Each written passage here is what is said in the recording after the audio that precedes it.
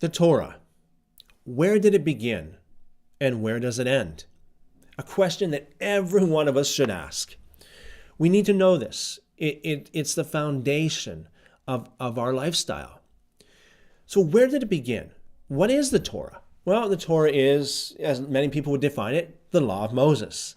The Genesis, Exodus, Leviticus, Numbers, and Deuteronomy. The word Torah itself means guidelines and instructions. And in this context, we're talking about the guidelines and instructions of God. So where did the Torah begin?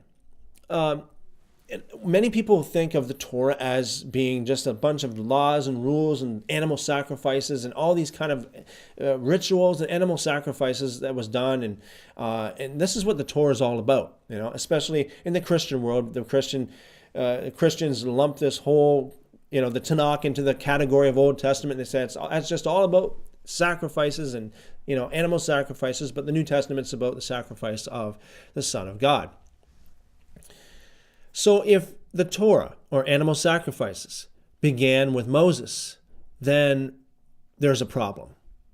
The problem is there are many different figures that came before Moses that actually performed animal sacrifices just the way that Moses prescribed. For example, we've got Adam and Eve. We've got Cain and Abel. In the days of Adam and Eve, we've got Cain and Abel, and both of them brought their sacrifices. Now, we know that Cain brought sacrifice of the crops, and Abel brought the sacrifice of the flock, of the animals. Abel's sacrifice was accepted. Cain's sacrifice was not accepted. Why is that? Because Abel's sacrifice was done according to Torah. Cain's sacrifice was not done according to Torah. He didn't bring the best, the first fruits of the flock. He just brought, the first fruits of the crop. He just brought just anything off the fields or whatever it was that he was doing.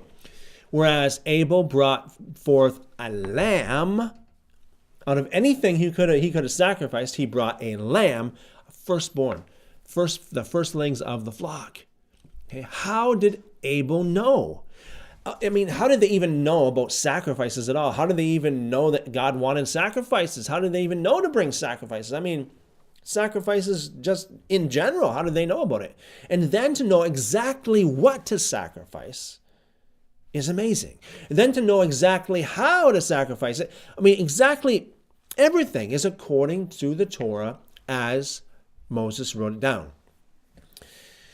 Then we've got someone like Enoch that walked righteously before God. And even before that, around that time, we've got people who were righteous. We got Seth. We got other people who were righteous in God's sight. Now, how can you be righteous in God's sight without having some kind of guidelines and instructions? How can you be righteous? How can you know what sin is? How can you even define sin if it wasn't for the Torah? The Torah existed. Okay, that may blow some of your minds. No, let me just bring to your attention Psalm 119, verse 89. Now, think about it. King David sat down to write Psalm 119, verse 89. He said, "Your word, O Yahuwah, is forever settled in heaven." Your word, O Yahuwah, is forever settled in heaven. That word translated forever in the Hebrew means in eternity. God was saying, your word is forever settled in eternity. In eternity, it's forever. It's beyond time. It's outside of time. The Torah exists outside of time. David made it very clear. Now, when he sat down to write your word is forever settled in heaven, what did he mean by your word? Now, according to a publication from Oxford University, the Psalms itself, the book of Psalms, wasn't even really formally canonized until, the 3rd century AD, like 1,300 years after David wrote it. So what did he think? What did he have in mind? What did King David have in mind when he wrote down your word? What was he thinking about? Well, if there's anything that was considered to be the word of God, it was the Torah. It was the Torah. When Moses received the Torah, all of the whole nation witnessed it. The whole nation witnessed it. It wasn't like just some closet prophet that came out and said, well, God spoke to me, but nobody heard it and nobody saw it. Just trust me. No, there were countless witnesses of the giving of the Torah. Nobody questioned whether God existed or whether the Torah was really authentic. Nobody questioned that it was the Word of God. They knew it was the Word of God. They saw it. When David sat down to write Psalm 119, what did he have in mind when he talked about the precepts, the Word, the commandments, the ordinances of Yahuwah? What did he have in mind? Of course, he's talking about the law, the Torah. He's talking about the guidelines and instructions as per given by Moses, the Torah. That's what he's talking about. It is forever. Those commandments, those ordinances, those principles, those laws are forever in eternity, settled in heaven. Actually, the word that David used in the Hebrew for word, your word is forever settled in heaven. The word word actually brings the connotation of commandments in the original Hebrew. Commandments. Your commandments is forever settled in heaven. And we see it. We see the evidence of that. We see firsthand evidence when we read about Abel knowing exactly how to please God. He brought forth sacrifice. He knew exactly what to sacrifice. He knew exactly how to sacrifice it perfectly. I mean, Adam and Eve walked and talked with God. How can you walk and talk with God without knowing his ways, without knowing his law, without knowing the commands of God? When they sinned, they knew they sinned because that sin was in disobedience to Torah. Okay? Now we've got, in the first part of Genesis, we've got a lot of talk about righteous and the wicked. How can you make a distinction between the righteous and the wicked without a guideline, without Torah? You got to have Torah in order to know what sin is. Then we come to Noah.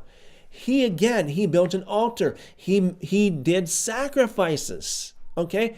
How did he know exactly what to do, exactly how to do it? Torah. Abraham, Isaac, and Jacob, how did they know exactly how to sacrifice, what to do, what not to do? Torah existed. Torah existed from eternity, okay? Job, most scholars would tell you Job existed around the time of Abraham or even maybe before the time of Abraham. He brought sacrifices. He knew what sin was. He knew what righteousness was.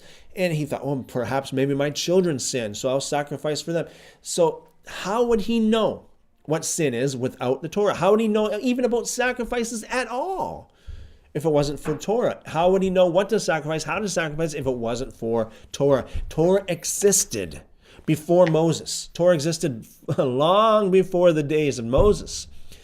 It's just that Moses actually put them down, wrote it down. Amazing faith by amazing men of God. And you can't have this kind of faith, you can't have this kind of righteousness without Torah. You got to have Torah. Torah is eternal. So where does it begin? In the beginning of Genesis. It began with Adam and Eve. Where does it end? Now, those of you who have followed this channel and followed my videos, followed my teachings, you know that I'm always talking about how it says in Torah, it says at least 22 times in different things, you know, this commandment is forever. This commandment is eternal. This covenant is perpetual, eternal, perpetual, forever. All this 22 times. Now, it didn't say, well, this is in effect only until Messiah comes. It doesn't say that. It says eternal. What does that mean to you? It says forever. What does that mean to you? When Jesus came, he obeyed Torah. Why did he do that? Well, number one, he had to be a sinless, spotless lamb. Number two, he did it as an example to show us how to live. Christians supposed to live the way Jesus lived, which is Torah.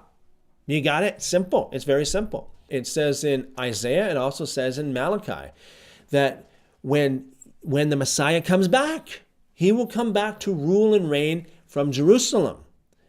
And he will administer Torah to all the nations, the law to all the nations, which is in the Hebrew, it's Torah. The Torah existed before Moses. The Torah existed after Moses. The Torah existed from beginning to end. It existed even beyond that because the Torah is eternal. Eternal. How can you put a time frame on the Torah? Because the Torah is eternal.